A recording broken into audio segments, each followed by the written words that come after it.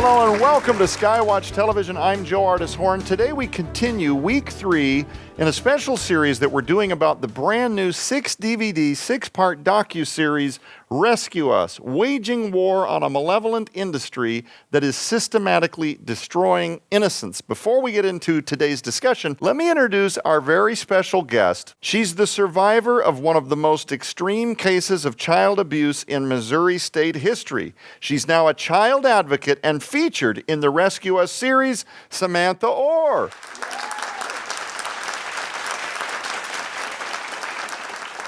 Samantha, first, it's so wonderful to have you here today. Your childhood was a traumatic nightmare by anyone's standard. I remember sitting with you almost 3 years ago now doing parts of the interview, and I was just thinking about my own children, and I was just aghast several times. I came home so heavy that day, and I told my wife, and I said, I cannot conceive of how a parental unit of any kind with a modicum of decency could be capable of inflicting on a child, an innocent, defenseless child, some of the things that you lived daily. And of course, a lot of what you're going to be seeing in this episode, because we're going to show you some excerpts here in just a moment of her parts in the Rescue Us series, and also a standalone DVD, which is the documentary Rescued, Samantha's story, which we're also going to be telling you about in just a minute. These parts that you're going to be seeing, these excerpts, have been sanitized for TV. And I don't mean that there's anything inappropriate in the series. I just mean that there are certain conversations that you can't have on social media. There's certain words that you can't use on network television. So before I get into asking you any questions about the series, your childhood was so traumatic, it was covered in the newspapers, as people will see when they watch the series, media coverage and more. We're going to watch some excerpts in just a moment, but first, I just want to thank you for your bravery in trusting us at Defender Investigative Films to tell your story.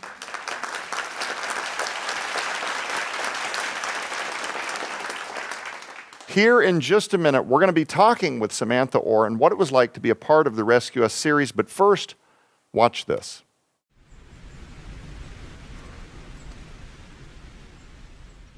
I was watching Scooby-Doo, I was eating chicken nuggets, and then I had mac and cheese and chocolate milk. And that was the last memory of a happy childhood, and really my only memory of a happy childhood. The reason I was in foster care to begin with was when I was 6 months old, I had third-degree burns on the right side of my head, my shoulder, and part of my back from rolling into a space heater. And those burns were not taken care of by my mother. Social services put me and my 2 older siblings in foster care. We lived with some relatives for 3 years. And I was so excited when their car pulled up into the driveway because I thought, yes, I get to be with my mom and my dad, and we're gonna be a normal family. And that was so far from the truth. At that point, my parents already had 2 more kids. So we were going from a family of having 3 kids to now 5, and I found out that we were moving. We weren't gonna be by family or friends. We were moving states, and so we moved somewhere in Wisconsin. I remember this little white house. I started off having a bedroom with my 2 sisters, and then the 2 boys had a room. At first, it was fine. It was the summer, so we were outside playing, and then suddenly, my days started being spent inside, where I had to do extra chores. At this point, I'm only 4 years old. So I'm doing the laundry, I'm cleaning the bathroom, I'm doing dishes, and then I'm just suddenly in timeout while the other kids are outside on a trampoline or riding their bikes or going to the park. And when I asked my mom why, she never really gave me an answer. It was just like, well, because you just have to stay inside. When any of us were too loud in the house, I was the one to be blamed. The other kids were sent downstairs to play or outside, and I was the one inside getting punished. It went from spankings to like just hitting me. Open hand, closed hand, it didn't matter. And then suddenly I didn't get a bedroom anymore. I had to sleep on the floor, in a closet, or in the basement. My siblings just kept going on with their normal lives. I was staying home when they went grocery shopping or when they went out to eat. I was left behind. Nothing I did, no matter if I woke up early and tried to get the laundry done before she was awake or make sure that the breakfast stuff was set up, she was still angry that I didn't do enough or that I couldn't read her mind. And at 4.5, how are you supposed to know what to do, how to run a household, how to take care of other children?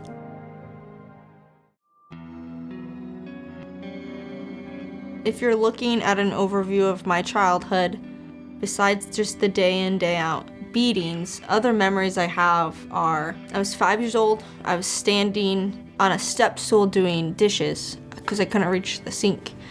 And my mom was mad that I wasn't doing them fast enough.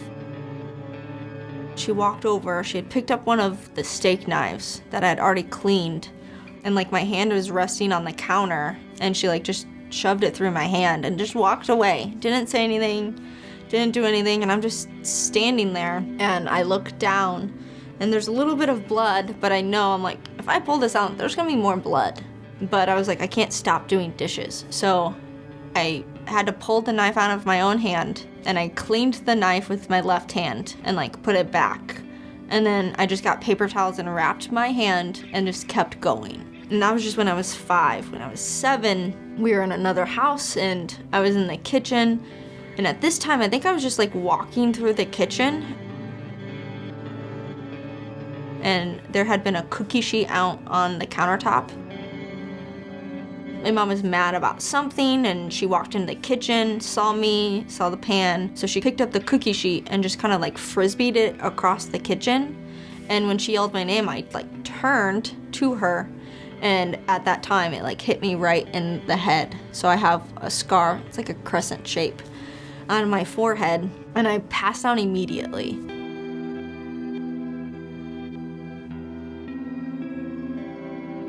And I woke up laying on the carpet. I remember looking, when I woke up, my eyes were at the ceiling. The fan was going, and I heard the TV on, and I heard voices. So like I sat up, and like I felt my head, because it was like, the last thing I remember, I was like getting hit. And so there was like a bandage around my head, and my mom had stepped into the room. She was like, hey, like you probably need to rest for a little while. You can eat those grapes in that bowl, and then like when you're feeling better, you need to go clean up the kitchen. There's no like, I'm sorry, there's no like, how are you feeling? It was just like, rest a little while longer and then go clean up the mess. Well, the mess was the blood that was pouring from my head. I went into the kitchen and I had to clean up that own mess. Saturday morning, about midday, my mom took my siblings off to the park. Their plan was to go to the park and then go grocery shopping and come home. So I knew I would have about 3 hours before they got back. And she had left a list of things to do. So I finished the bathroom and the laundry, and I was working on the kitchen when my dad from his back bedroom had called for me to come back there. And I thought, oh, he just woke up from working all night. Maybe he wants lunch. So I went back there to ask him what he wanted.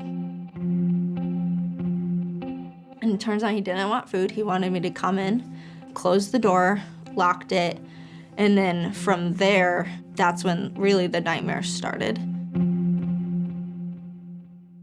He asked me to take off my clothes and lay down on the bed, and I was like, this is weird, but like, it's what my dad is telling me to do, and I don't want him to tell my mom I'm being disrespectful and not listening, because then she's gonna be mad at me anyways. And so I just remember laying on this bed, and he moved like all of the blankets away, and they had a old school clock, it was like burgundy-ish orange, and it had the bright red numbers on it. And I just stared at that when he was just touching me. And the first time it was just him touching, feeling all over, and I told him I was uncomfortable and that I wanted him to stop. And he said no. And then I think I tried to sit up and just be like, I don't want to, and that's when he slapped me. And I just stared at this clock, waiting. Okay, maybe mom will come home sooner with the kids. Maybe they didn't have fun at the park, or maybe my younger brother wanted to come home sooner. And so I was hoping they would actually come home when I normally wanted the house to myself, where it to be silent. Close to the time they were getting there, he was like, hey, get your clothes on and like go back, like go do the dishes or something. And I remember just sliding my clothes back on and walking out of that room confused. And then he called me back, and I didn't want to go back there. But he said, come here. I was like, you can't tell your mom. And I was like, okay. He's like, no, you can't tell her or I'll kill you. I was like, okay. So I knew, like, I couldn't tell her. And I thought that if I did, she would still be mad at me, that it was my fault. And so I was in the kitchen still when they got back. They brought in the groceries, so I was helping put that away. And she was mad that the kitchen wasn't spotless. And I was like, nothing I could do. So the rest of that day I spent in the basement, just reliving and rethinking about all of it. And that night, I cried. And I wanted it to just be done. I just wanted to run away. I wanted to not be part of this family. And I was just hoping at this point that really my life would be over, and also hoping that it wouldn't get worse than that. Maybe that was it. Maybe this was the last bad day. For the next 3.5 years, it didn't get better. It only got worse day in, day out. Wow. It is a tough clip to watch. It's a tough excerpt, and you realize that this isn't even the worst part of her story. This is just the part that we cherry-picked for TV. There's lots of heavy moments in the Rescue Us series just like that, but there's also moments of triumph. There's beautiful moments when you see God intervene, and we're going to get to that in just a minute. So don't despair. God is going to win this thing. You know, Samantha, your story is very hard to watch at times, but there are some beautiful moments too. And actually, as I watched the series, I cried several times watching and producing it, even though I knew what the scene was going to reveal. But by the time Brittany had put it to music and balanced everything, it was so riveting, so brave. What was it like to be a part of the Rescue Us series, and what do you hope to accomplish by sharing your testimony? Yeah, it was an honor to be part of the series, to work alongside you guys. I always felt encouraged and safe from the beginning of letting me know if I need to take a break, if it's a tough subject, like it's okay to be sad, to show emotion, and that it's a safe place. And that's important for kids like myself to be able to share my story with people, knowing that it's going to be out there. So I just hope that my story is one of hope and light and the goodness of God, and that when you look at someone, you look at me, you might not see my scars or know my story. And when you look at a child, you might not know their story, but know that you can love them, that you can be that safe adult for them, and that you are making a difference for them. In just a minute, we're going to be watching an excerpt from the series that catches up with her much later in her testimony, that you're going to see moments where you went to a Royal Family Kids Camp and had your first encounter with this person called Jesus. And then, of course, you tell the story later of how you met your adopted mother, Dr. Jean Orr. Yes. Right? From camp. She was the camp psychologist. And so as a camper, I didn't really understand the relationship with people, and I stayed away from them, as you'll see in the series. But she still found ways to connect with me. And as a kid, I was just like, sure, there you are, but I'm just going to be here as a kid. But it was definitely a God moment for her to fall in love with me there. It's really adorable. She describes this scene. I don't want to take too much away because you're going to see parts of this in just a minute, but there's this scene where she's at a baseball game, and you notice Dr. Jean Orr from camp. Yep. And you're like, I wanted her to notice me. I wanted her to remember me. I wanted her to remember that I was there and that I was at camp. And of course, after that, there were conversations with the people that then had guardianship, and arrangements were made, and you ended up becoming a part of the Orr family. And you'll get to see so much more that we can't cover in this episode, but you really became a part of their family. You really were rescued from nightmare. They became your real life brothers and sisters and moms and dads, and you had a family. Yeah. It was the first time to truly be loved and accepted and be a sibling and be a daughter and not a servant or someone that was just tossed to the side. So I think that Dr. Jean Orr, and of course your family, really personifies when I say there are good people in the foster care system, Yes. or that volunteer to become involved in the foster care system. It's a giant, ladies and gentlemen, it's a giant mission field. Yes, if it you're is. one who's been moved by this series that has a heart for children, please know that this is a system that is overburdened with tons of blind spots. Kids come up missing constantly from this system. There's no chain of custody, no whereabouts, no one looking for them. You could pray about perhaps becoming a home, a part of the Good Guy team where you really do create a safe haven for the children of foster care, and know that they're not going to be abused in your home, and that they are going to learn about Jesus, and they are going to experience true life rescue and rehabilitation. Without further ado, let's watch another excerpt from Samantha's contributions to the Rescue Us series. Things had changed drastically. I wasn't getting hit. I wasn't being yelled at. I was being fed and cared for, but we still were going to school. I was taking some special classes to try to get me caught up because I was 2 years behind my peers. I was at summer school, and then I come home on a Friday, and my foster grandma was like, hey, you're not going to school on Monday. I was like, did I do something wrong? Like, did I mess up? She's like, no, you're going to a camp. What do you mean? She's like, well, you're going to a camp. It's your sister and you are going. There's gonna be other kids there, and I'm taking you there on Monday. I was like, okay. And then she was kind of just done talking about it. I was like, I had all weekend to kind of stew about what is camp, where are we going? But I didn't know how much my life was truly going to change within 5 days. And so Monday morning comes, and my grandma gets us in the car, and she just drops us off at our church. There are kids running around this church building, screaming and laughing and super excited. Eventually they got us all on a bus, and we're driving. Eventually the bus stops, and these adults are wearing the same color of shirt. They're jumping up and down. They look so excited. This lady walks up to me. She's like, hi, Samantha, I'm your counselor. You're gonna be with me for the week. I was like, okay. She brings me over to kind of our cabin. So she's introducing the other girls. We go inside the church, and people were just talking, and they start singing songs. And I'm kind of just looking around, waiting for something bad to happen. At my first foster placement, I was comfortable there, but I was always on edge, not sure, am I going home the next day or is something going to happen? My second placement, I was like, okay, we've now been in foster care a while, so it's not like an awful place to be, but there's so many unknowns. And now I'm at this thing called camp, and I don't really know what's happening. We go through some activities.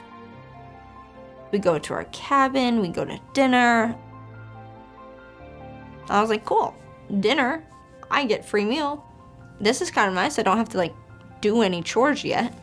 We go to bed, and then on Tuesday, people are still excited. We're at an activity center, and so we're building something. And these older kids are talking about a birthday party. I kind of perk up because I was like, what do you mean birthday party? My birthday was never celebrated. Like, I wasn't someone that they wanted to be like, so glad you're alive. And I think I asked my counselor, like, what's a birthday party? She was like, well, like, we'll have some games, we'll have activities, we'll have gifts. I was like, oh, no. Besides the gifts, I don't give gifts. And she didn't push it, but I knew she was kind of like weird, but move along. We are doing music, and then we're off to dinner. And at dinner, we have our meal, and then they start bringing out gifts. And there's one placed in front of me. And I was like, that's not right. My mom doesn't want me to have one. And so I kind of pushed it back to my counselor. So she sat between me and the other girl in our group. And I kind of pushed that towards her. And she's like, no, this gift is for you. She took my hand and took the bag and was like, let's go sit down and talk. And all the girls are opening their bags, and they're excited. They're not even paying attention.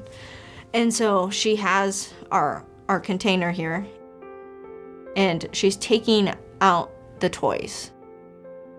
So the Play-Doh, the slime container, the coloring book, crayons. She's pulling out all of these items, and it's like, someone wanted you to have these because your birthday is special. You should be celebrated. These are words I've never heard before. And so eventually she pulls on a teddy bear. And for an 8-year-old, normal 8-year-olds probably have had several teddy bears or a lot of teddy bears in their life. And this is my first teddy bear.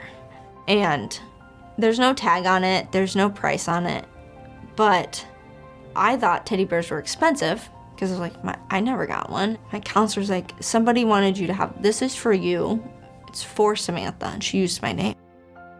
And I was like, oh, okay.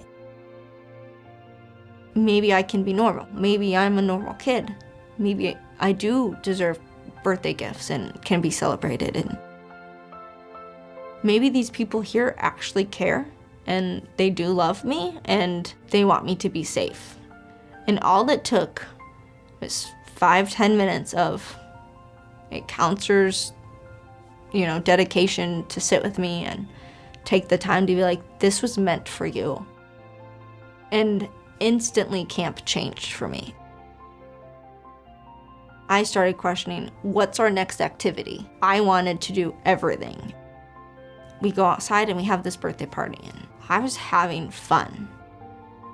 I started to lower my guard and trust people.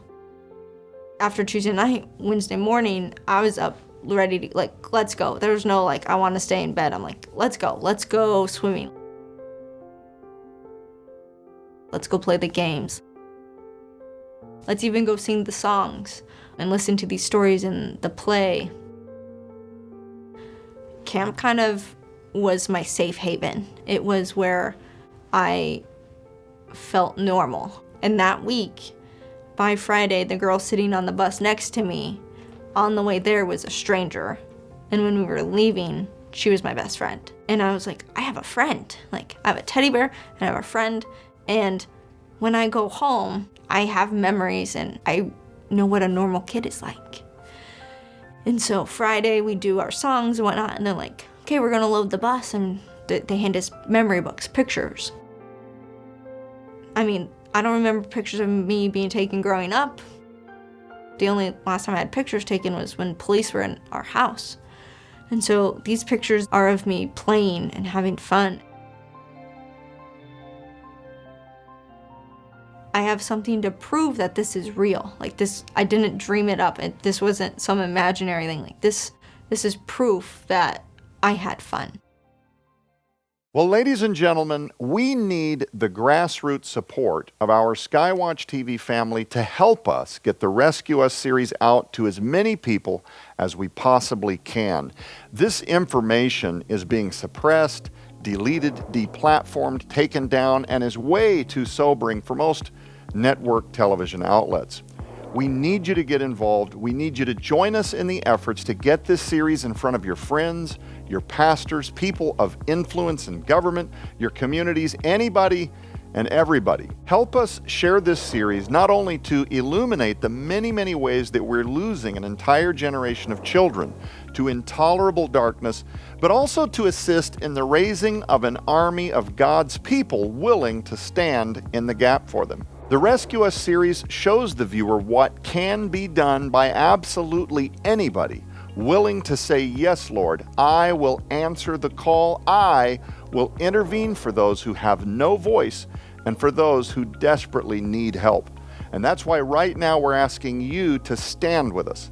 Ladies and gentlemen, we're proud to introduce the Rescue Us special offer.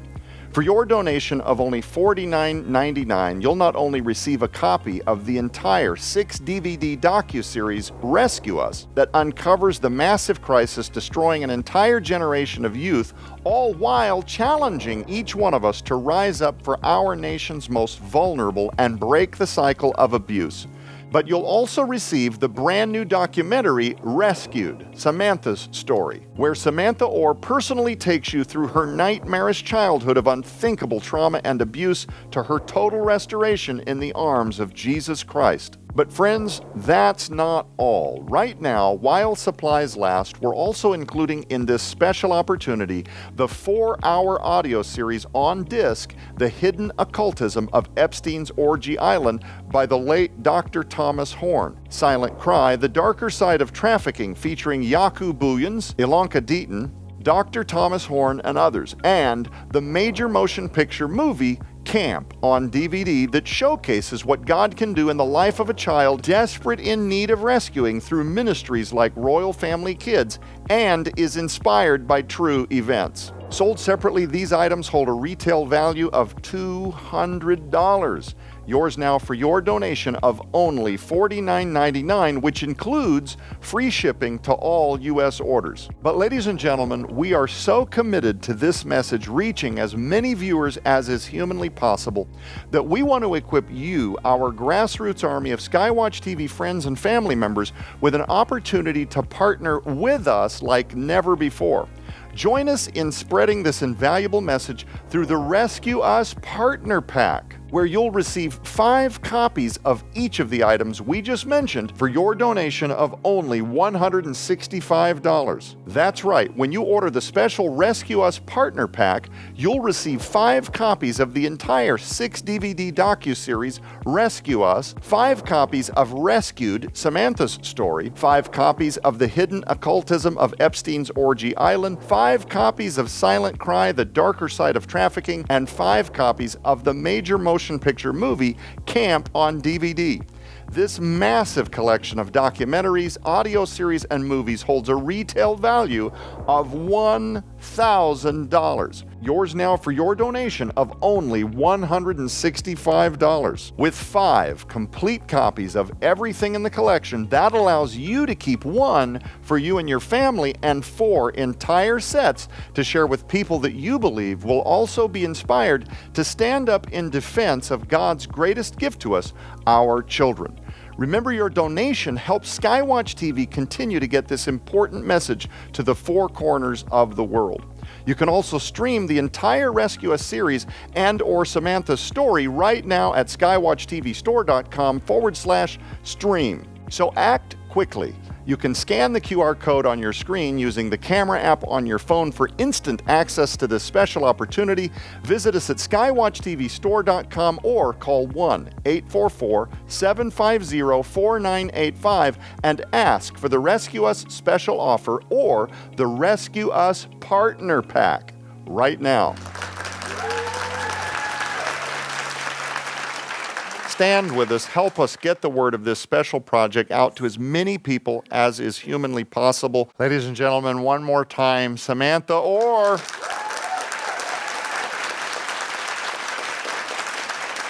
Unfortunately, we're all out of time this week, but ladies and gentlemen, join us again next week because Derek Gilbert is going to weigh in on panel about some of the conversations that he and contributors to the Rescue Us series like Dr. Thomas Horn and, of course, Ali Anderson, they're weighing in on the normalization, the efforts to groom children, to normalize things like pedophilia, and also the dark occult underbelly of so many of the people that are behind these movements. They're literally Luciferian. They're literally satanic in nature. Yes. And they despise God's most precious gift to us, our children.